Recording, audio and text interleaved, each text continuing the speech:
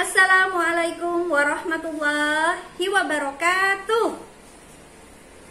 Halo teman-teman, hari ini Ustazah Mona akan bercerita ditemani oleh Daun. Hai, Assalamualaikum. Dan Ulat. Hai, aku Ulat. Hai Ulat. Ih, kamu lucu sekali. Badanmu montok segede gaban.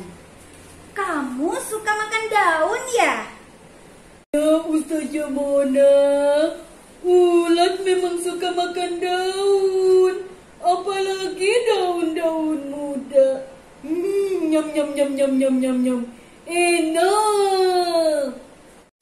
Wah, Ustazah Mona juga suka makan daun Ulat. Tapi daun singkong yang sudah dimasak dulu pakai sambal enak banget. Daun sedih. Tubuh daun sakit sekali. Tubuh daun bolong. Tubuh daun sakit dan bolong. Gara-gara dimakan ulat. Wah, ngomong-ngomong tentang daun yang dimakan ulat, Ustazah Mona jadi ingat surah Al-Fil ayat 5. Faja'alahum ka'asfim ma'kul.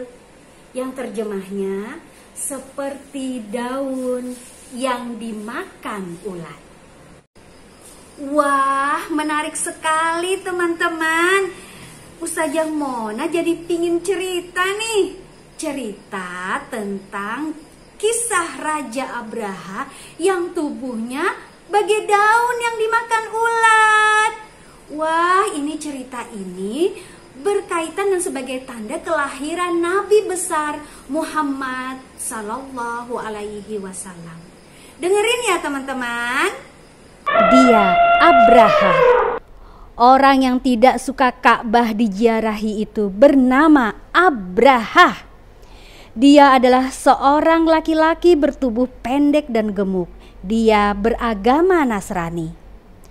Abraha tadinya adalah salah satu tentara Aryat, gubernur Yaman. Namun dia memberontak.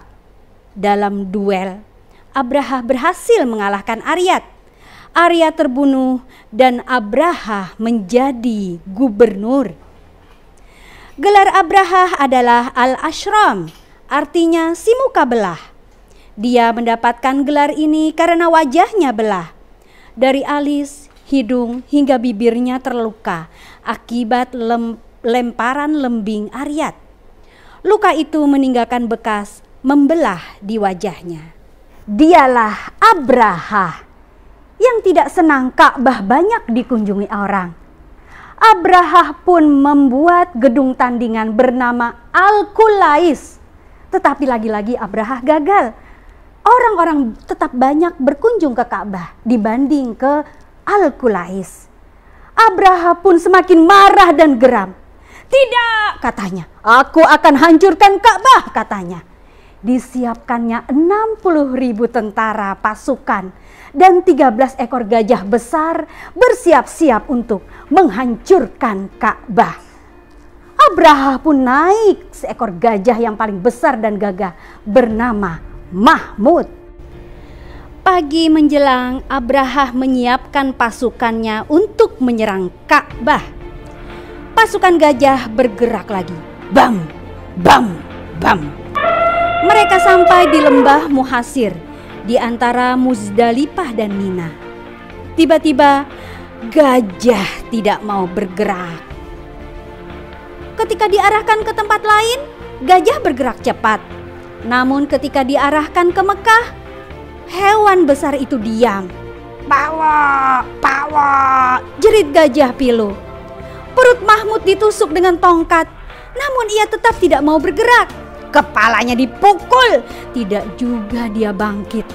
Namun tiap kali diarahkan ke Yaman, gajah itu berlari penuh semangat.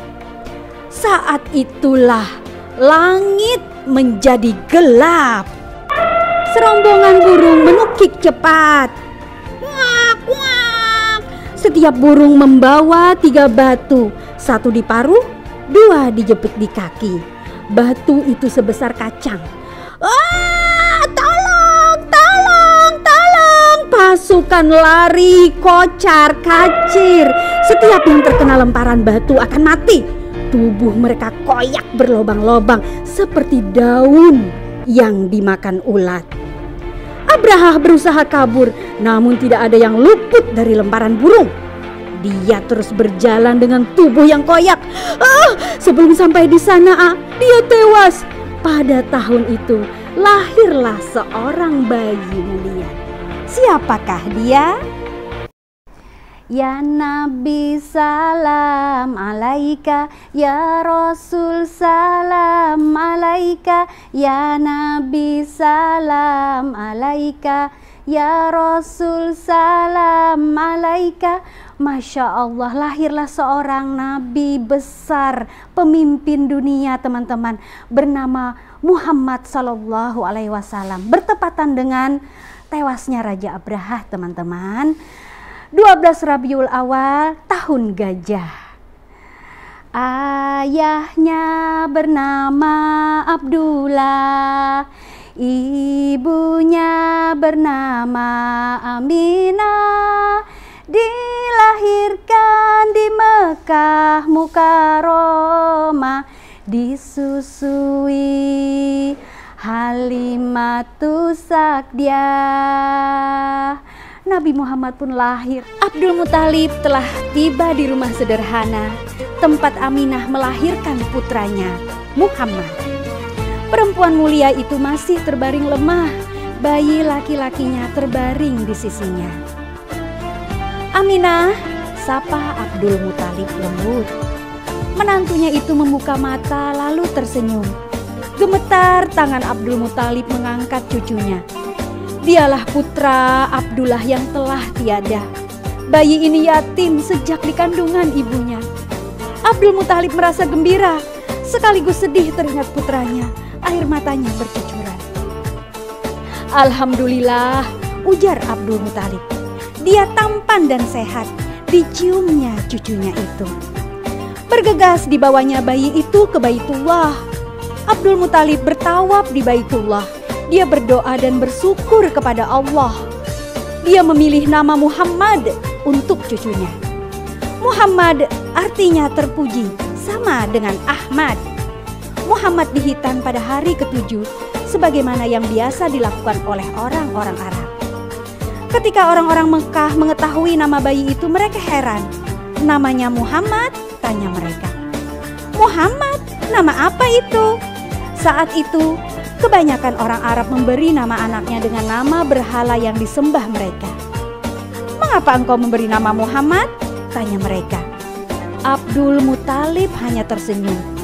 Aku ingin dia menjadi anak yang terpuji, terpuji di langit dan terpuji di bumi.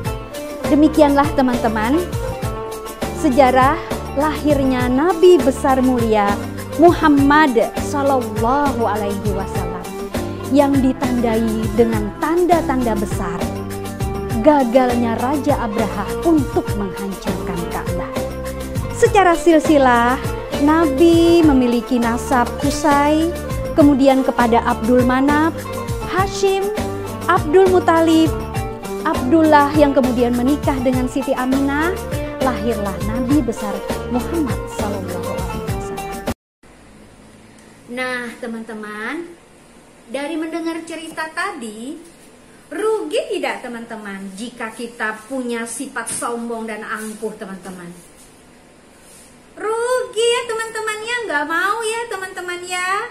Ayo kita berdoa bersama kepada Allah, memohon agar kita dihindarkan dari sekecil-kecilnya sifat sombong dan angkuh.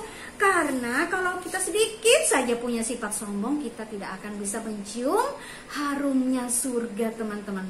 Ih, nggak mau ya teman-teman ya. Nah, agar kita terhindar dari sifat sombong, kita kita juga harus mempelajari sejarah dan teladan Nabi Muhammad. Ketinggian akhlak Nabi Muhammad teman-teman harus kita pelajari agar kita menirunya dalam kehidupan kita dan kita akan sukses di dunia dan di akhirat ya teman-teman ya. Oke. Nah, Ustazah Mona undur diri dulu, kami bertiga mau undur diri dulu ya teman-teman. Ustazah Mona juga Daun. Hai. Dan Ulat.